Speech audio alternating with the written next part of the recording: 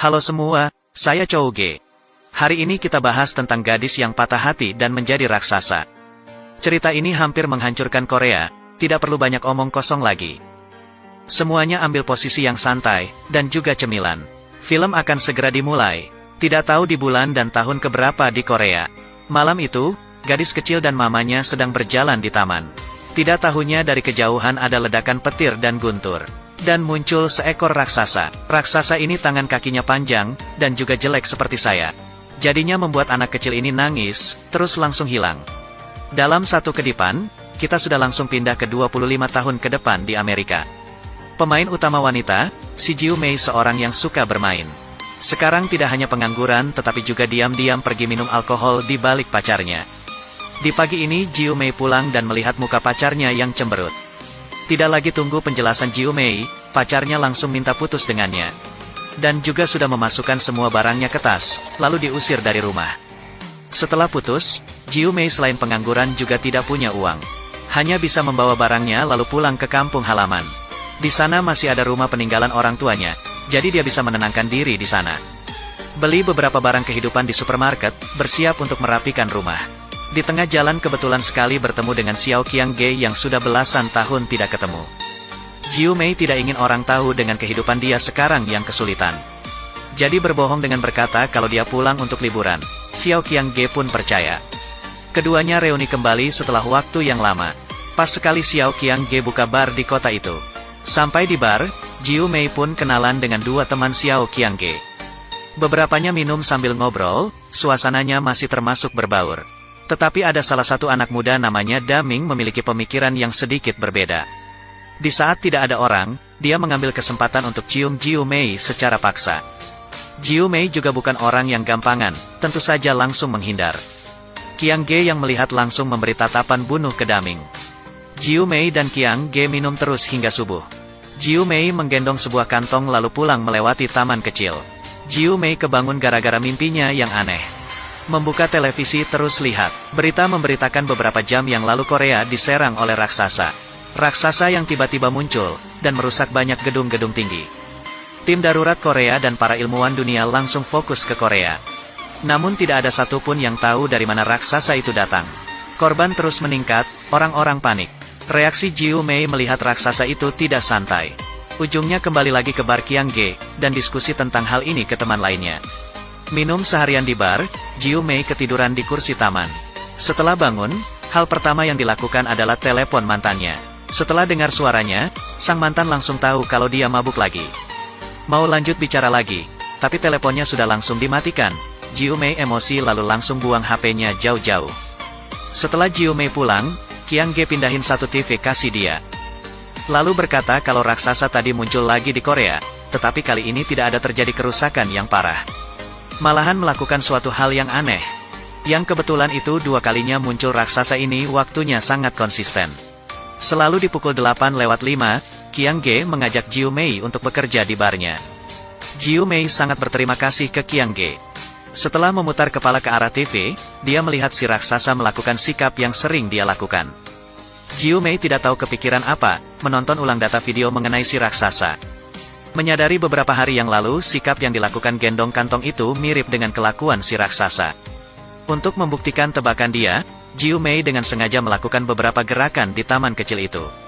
Lalu pulang ke rumah buka TV dan melihat raksasa di dalam berita itu melakukan gerakan yang sama persis. Dengan begitu pun, Jiu Mei kaget kalau ternyata dia dengan raksasa itu ada suatu hubungan. Jiu Mei yang tidak bisa memendam sendiri pun langsung cerita ke Qiangge, Daming dan lainnya. Tepat sebelum subuh, Jiu Mei membawa mereka ke taman kecil. Dan menyuruh mereka untuk memperhatikan gerakan mereka sendiri dan berita langsung Korea. Pukul 8:05, Jiu Mei dengan hati-hati melangkah memasuki taman. Setelah nari, Qiangge dan beberapanya pun kaget. Raksasa yang ada di dalam berita itu sama persis melakukan gerakannya Jiu Mei. Tetapi setelah menari, raksasa tidak hati-hati membuat kamera pembawa berita Korea meledak. Sehingga membuat Korea mulai kebakaran. Dan Jiu Mei merasakan badannya sakit. Qiangge pun berjalan ke sebelah Jiu Mei.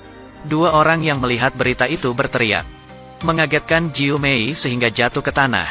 Setelah bangun, Jiu Mei langsung bergegas menanyakan situasi sekarang ke Qiangge. Dia takut kalau dirinya akan menyakiti orang lagi. Qiang Ge pun memberitahunya. Sekarang bukan hanya raksasa, tapi muncul juga robot raksasa. Dan robot raksasa itu gerakannya sama dengan Qiang Ge. Di sini dijelaskan kalau mereka berdua muncul di taman itu. Di Korea akan langsung muncul dua raksasa.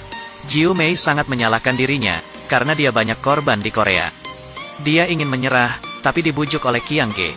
Beberapa hari ini Qiang Ge kepikiran satu hal, dia mencari orang untuk menulis beberapa kalimat Korea. Lalu pagi di hari kedua, dia membiarkan Jiu Mei kembali ke taman. Dan menulis kalimat permohonan maaf di atas tanah.